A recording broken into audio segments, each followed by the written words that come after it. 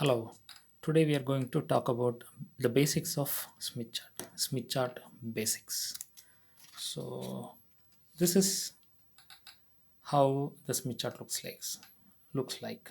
Okay. And where does the name Smith chart comes from? So it actually comes from the name of the inventor called as Philip H. Smith, who invented the Smith chart around 1940s or maybe like 1930s to 40s. Smith chart, you can see the Smith chart here. Smith chart is obtained by the superposition of two sets of circles named resistance circle and reactance circle. In Smith chart, you can see the chart, it looks like a circular circle. The resistive and reactive components are in circular form, so it is also called as circular chart. Smith chart is generally a graphical representation of any transmission line, which is much simpler when compared to mathematical representations. Smith chart has certain important properties, which is the first important property is it may be used for impedance calculation as well as admittance calculations. Second point is it consists of constant R circles and constant S circles. So if you look at this chart, you can see full complete circles, which is constant R circle, and you can see half circle in the lower half of the chart and half circles in the upper half, which is termed as constant X circle.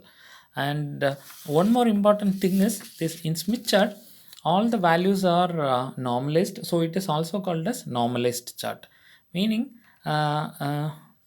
impedance which is represented by R plus jx, the impedance value, whether it may be input impedance or load impedance, when you're plotting inside a Smith chart, you have to normalize it. If the characteristic impedance of the transmission line is y, for normalizing what it will do is z r is equal to zr by z naught. So you'll get a value which will be a normalized one. So all the values which has been plotted inside the circle will be a normalized one. Okay. And the third point is it is possible to locate all the values of impedance inside a unit circle. A circle which is starting from 0 to infinity for both resistance and reactance. Then fourth point is properly terminated line, which is a transmission line, is represented by the point 1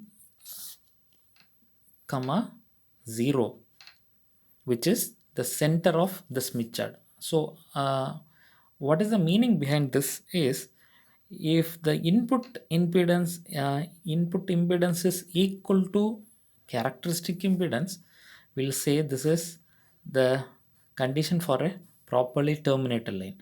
Now if you rewrite this equation as z in by z naught, which is equal to 1, this, if you divide this input impedance by characteristic impedance, we call it as normalized input impedance. So if it is 1, which means z in is equal to z naught, so this 1 can also be written as 1 plus j 0 in complex form.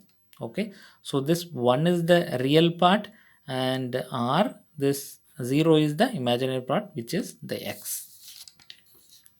And fourth point, at extreme left of this Smith chart, which represents the value r is equal to 0, and x equal to 0, and right end represents r equal to infinity and x is equal to infinity.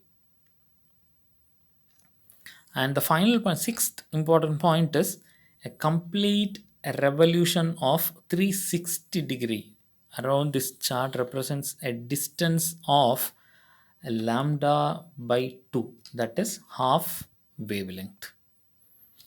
And few more important things in this Smith chart is, if you look at the left corner, you can see that wavelength towards generator.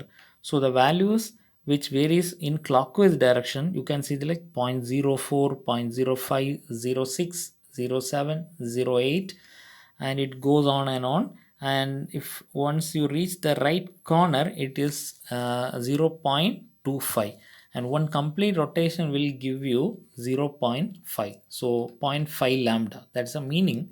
And if you move in anti-clockwise direction, it is wavelength towards load, means you are moving from generator to load, so it will give you again a value of lambda by 2 distance. In Smith chart again, the center x-axis, you can find the values varying from left to right, like 0. 0.1, 0. 0.2, 0. 0.3, 0. 0.4, 0. 0.5, 0.6, and the center of the Smith chart is 1, and 1.2, 1.4, and it goes on and increasing order up to right end. This is the value of the R circles, which is full circles. And you can see half circles.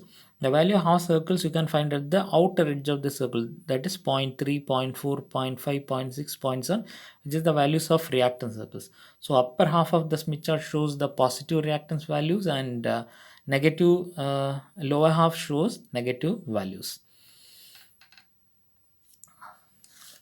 And if the in the right corner, you can see this is angle of transmission coefficient in degrees, next one is angle of reflection coefficient in degrees, and the bottom of the chart shows various scales which can give you the values of reflection coefficient in coefficient.